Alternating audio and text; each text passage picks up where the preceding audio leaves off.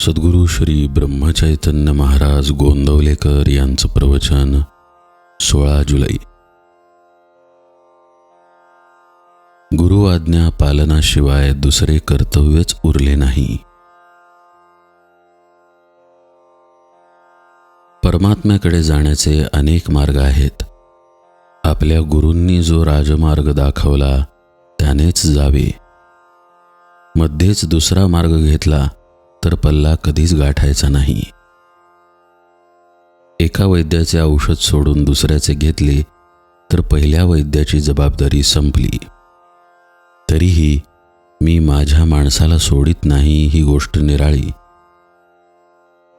ज्या दिवशी मी तुम्हाला अनुग्रह देऊन आपला म्हटले त्या दिवशीच सर्व प्रापंचिक आणि पारमार्थिक जबाबदारी गुरुवर सोपवून तुम्ही मोकळे झाला. गुरु आज्ञा पालनाशिवाय तुम्हाला दुसरे कर्तव्यच उरले नाही. पण तुम्हाला असे वाटते कुठे? विष हे आमटीत घातले काय किंवा भाजीत घातले काय, दोन्ही त्याज्यच. त्याप्रमाणे अभिमान व्यवहारात असला काय किंवा पारमार्थिक साधनात असला काय, दोन्ही त्याज्यच. मी कोण हे आधी जाणले पाहिजे. परमात्मा कोण ते मग आपोआप कळते. दोघांचेही स्वरूप एकच आहे, म्हणजे दोघेही एकच आहेत. परमात्मा निर्गुण आहे आणि तो जाणण्यासाठी आपणही निर्गुण असायला पाहिजे. म्हणून आपण देहबुद्धी सोडली पाहिजे. कोणतीही गोष्ट आपण जाणतो म्हणजे आपल्याला त्या वस्तूशी तदाकार व्हावे लागते. त्याखेरीज जाणणेच होत नाही. म्हणून परमात्म्याला जाणण्यासाठी आपणही नको का परमात्म स्वरूप व्हायला? यालाच साधू होऊन साधूच ओळखणे किंवा शिवो भूत्वा शिवम यजेत असे म्हणतात. आता कोणत्याही वस्तूचा आकार आपल्याला प्राप्त होण्यासाठी आपल्याजवळ तत्सदृश असे संस्कार पाहिजेत. ते संस्कार त्या वस्तूच्या आघाताने प्रत्याघात रूपाने उद्भूत होतात.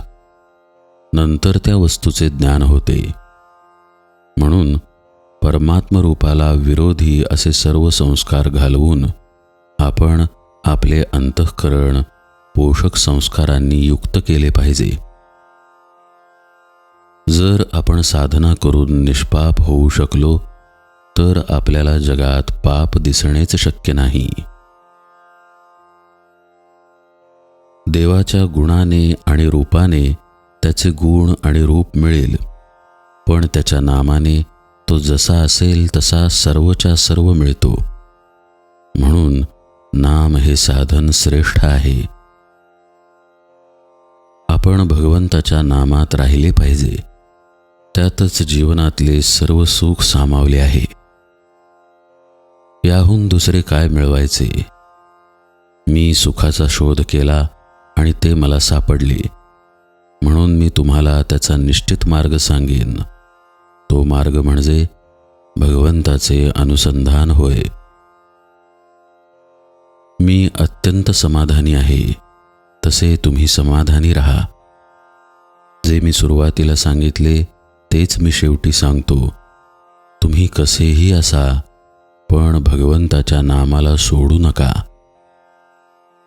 अंतकाळी अगदी शेवटी सुटणारी वस्तू म्हणजे भगवंताचे नाम पाहिजे. नामात शेवटचा श्वास गेला पाहिजे. याहून दुसरे काय मिळवायचे? आपल्याकडून होईल तेवढे नाम घ्यावे. न होईल त्याचा राम कैवारी आहे. जानकी जीवन स्मरण जय जय राम.